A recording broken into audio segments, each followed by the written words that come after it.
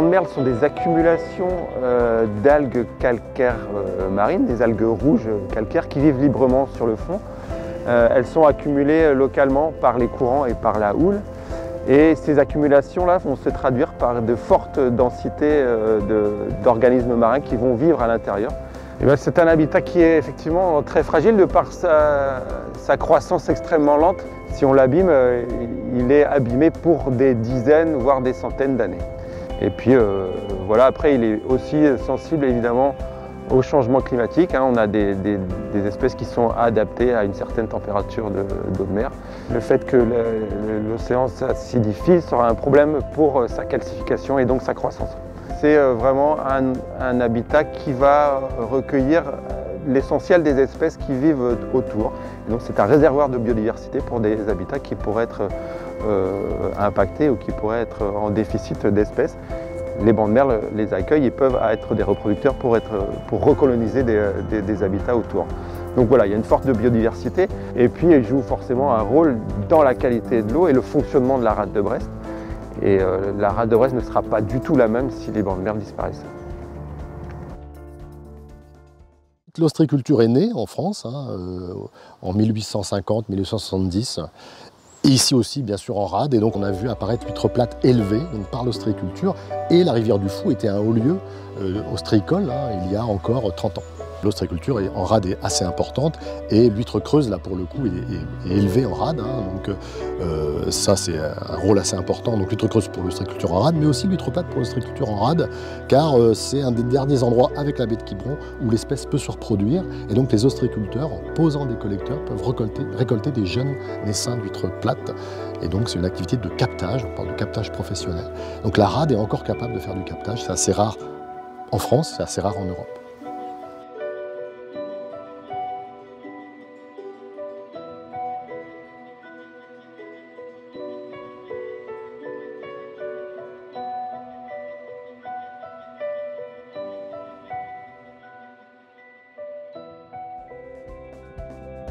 Donc naturellement, les récifs d'huîtres vont attirer de la vie, vont attirer de la biodiversité. Alors à la fois des poissons, bien sûr, mais surtout plein d'espèces qui vont se fixer, se camoufler, profiter de cet habitat pour se nourrir. Donc on parle de nourricerie, profiter de cet habitat pour pondre, de nurserie. Ça, c'est, on va dire, la fonction principale. Et une deuxième fonction qui est très importante quand on s'intéresse aux huîtres, c'est que ce sont des filtreurs. Donc, ils ouvrent leur coquille, ils filtrent de l'eau. Et quand ils filtrent de l'eau, eh bien, en fait, ils épurent la colonne d'eau. Et donc, ils ont un rôle un peu comme la pompe de l'aquarium. Ils filtrent l'eau autour d'eux et donc purifient l'eau, la rend plus claire. Donc, deux fonctions importantes, oasis de biodiversité et épurateur de la colonne d'eau.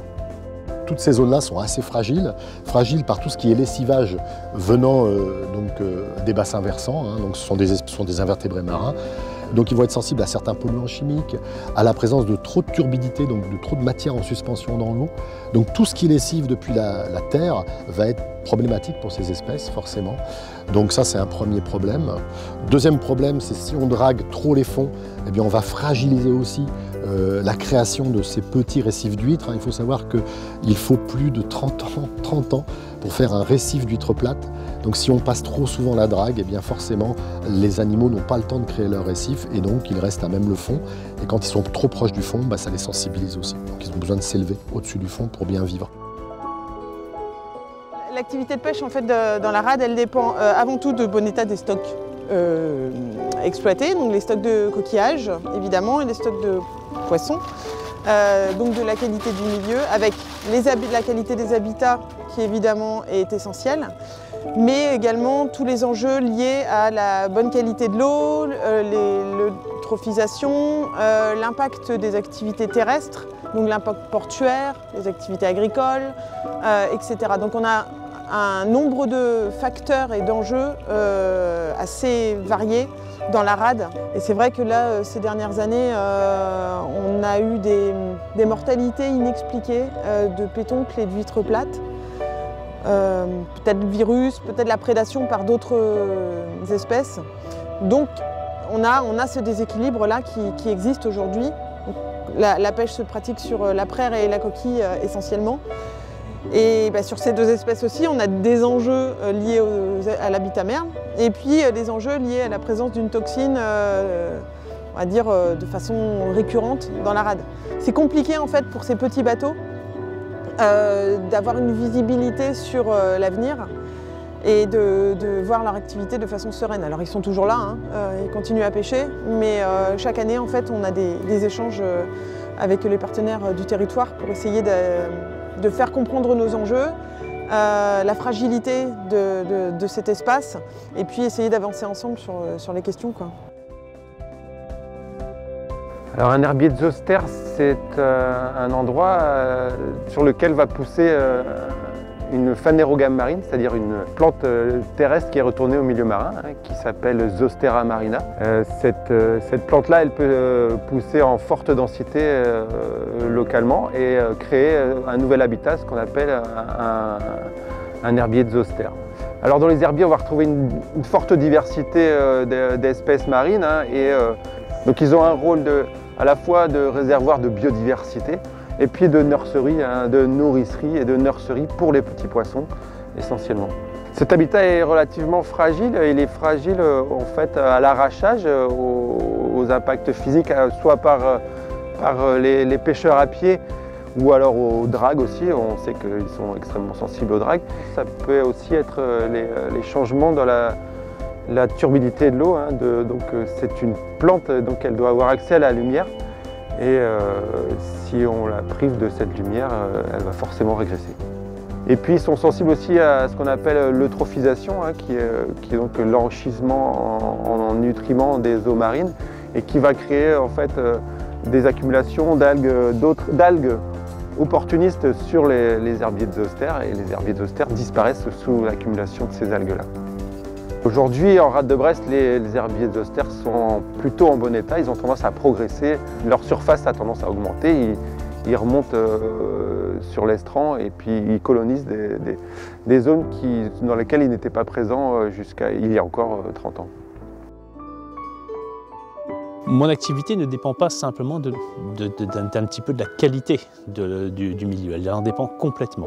Sur un milieu qui est sain, il y aura beaucoup de poissons, les pêcheurs que j'emmène pourront prendre beaucoup de poissons, ou en tout cas auront plus de facilité à le pêcher. Sur un milieu qui est abîmé, qui est dégradé, malheureusement le poisson va se raréfier et on ne va plus en retrouver beaucoup. Les espèces, le nombre d'espèces va s'effondrer, la quantité dans les espèces va s'effondrer.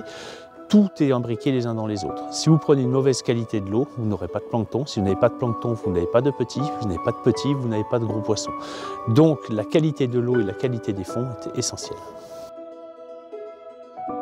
C'est un habitat qui ressemble à un amas de blocs rocheux qui peuvent être les uns sur les autres ou des blocs sur des platiers rochers ou parfois même des blocs sur du milieu sableux. Et lorsqu'on a des blocs qui se trouvent sur d'autres blocs, ça crée énormément de petites cavités, de micro-habitats dans lesquels beaucoup d'espèces vont venir se réfugier. C'est ce qui augmente en fait la biodiversité de ce milieu. C'est un habitat qui effectivement qui est naturellement fragile de par sa mobilité. En fait, on est sur un amas de blocs donc qui évidemment, en fonction de leur taille, vont être déplacés plus ou moins facilement, à la fois par des facteurs naturels, mais potentiellement aussi par des activités humaines qui peuvent entraîner le retournement des blocs, leur déplacement. Un bloc qui est retourné et qui n'est pas remis en place, ça peut entraîner une perte de 30% de biodiversité. Et les outils, par exemple, qui permettent d'évaluer l'état de santé de ce milieu, ils sont encore en cours de calibration. Après, je pense qu'on a besoin de continuer d'acquérir de la connaissance aussi sur les sources potentielles de perturbation de ce milieu. Et ça veut dire continuer l'observation des usages qui peuvent se dérouler sur ce milieu. On ne va pas chercher forcément à mettre sous cloche cet habitat, surtout pas. L'objectif c'est que les usagers puissent continuer d'y venir, de pratiquer leur activité sur cet habitat, mais avec des pratiques qui soient respectueuses, donc sensibilisation, observation des pratiques, et pour mieux les connaître, pour mieux sensibiliser, et pour mieux travailler avec les usagers. Moi, j'observe qu'il y a eu un changement. Ça veut dire que les écosystèmes ont été un peu perturbés par toute cette matière en suspension. Donc voilà, c'est assez néfaste au niveau de l'écosystème et pour les habitats marins. Il faudrait qu'on puisse partir de la source, ça veut dire qu'il faudrait que les communes de la rade puissent organiser par exemple des nettoyages sur les rives des rivières, sur le littoral. Ça c'est une première chose à faire. Après peut-être voir au niveau des bassins versants, est-ce qu'on ne peut pas remettre des talus pour éviter cette érosion du sol qui vient sur les rivières et que les rivières après déversent en mer. Il y a ça, et puis en même temps, si on veut valoriser par exemple la plongée, on pourrait peut-être imaginer des zones marines protégées, où on pourrait installer peut-être des récifs artificiels ou des épaves. Petites épaves dépolluées ou des blocs de béton de la déconstruction, pareil, dépollués, pour pouvoir servir de nurserie, mais en même temps on pourrait tirer la plongée sur des fonds de 20 mètres. Et je pense qu'on pourrait développer une économie du tourisme subaquatique non négligeable pour Brest. Donc la rade de Brest constitue ce qu'on appelle un site d'hivernage. Bon, la rade, on a une grande diversité, on a des vasières, on a des estrans, on a des cordons de galets, des prés salés. Donc tout ça, c'est très favorable aux oiseaux migrateurs en général, et tout particulièrement aux oiseaux limicoles. En fait, l'oiseau limicole, comme son nom l'indique, limon, le vase, donc c'est un oiseau qui va se nourrir dans la vase. Et en fait, ces espèces, elles vont tout simplement trouver dans les vasières de la rade à la fois leur alimentation, mais aussi, du moins c'est ce qu'on espère, des conditions favorables pour leur repos. Parce que ces espèces ont besoin d'accumuler de l'énergie pour pouvoir repartir au printemps vers leur lieu de reproduction, qui sont donc des contrées plus nordiques. Et c'est là où ils sont finalement les plus vulnérables. Parce que là, il suffit d'un piéton, même à 500 mètres, il suffit d'un chien qui s'approche, et alors là, on provoque, c'est vrai que le décollage de plusieurs centaines d'oiseaux d'un coup. Si on laissait faire comme ça ne serait plus un site fonctionnel, tout simplement. La biodiversité, c'est un tout, et à un moment donné, quand on touche à quelque chose de ce tout, et bien, ça se répercute automatiquement dans toute la chaîne, en fait. Autant au niveau terrestre, cette flore et cette faune, elle est en bon état de conservation, autant au niveau marin, il y a tellement de facteurs en fait, qui s'entrecroisent. En plus, on a le réchauffement climatique qui s'en mêle. Du coup, on a, je dirais, une certaine potentielle dégradation de l'écosystème en rade de Brest, qui n'est pas catastrophique, mais je dirais qu'il est temps aujourd'hui de faire quelque chose pour inverser cette tendance. On n'a pas de lieu de discussion commun avec sa compétence décisionnelle portée par des acteurs locaux. Ça n'existe pas. Et là, en fait, c'est là en fait, où on a un souci de gouvernance et de prise de décision sur des constats qu'on partage tous, mais qui ne restent que des constats. La rade, c'est un tout. C'est pas quelque chose qu'on peut gérer chacun dans son côté. Si on gère mal l'aval, l'amont va en souffrir. Si on gère mal l'amont, l'aval en souffre également. Et c'est à mon sens une des premières décisions qu'il faudrait prendre, c'est gérer la rade dans son ensemble.